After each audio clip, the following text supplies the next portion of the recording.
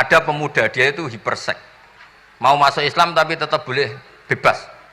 Saya ini ingin Islam tapi jangan larang seks bebas. Wah itu sahabat semuanya melarang ketemu Nabi karena ini ngawur betul, masa pamit Islam kok.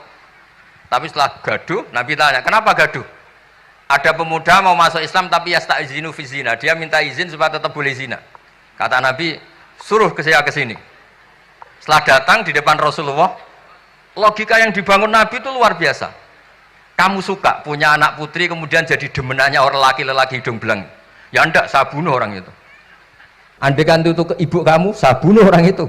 Atau hibbuhu li bintik, atau hibbuhu li ummik, atau hibbuhu li ukhtik, atau hibbuhu li kholatik, sampai otaknya itu yastakbihu zina, sehingga otaknya itu wah zina itu buruk betul.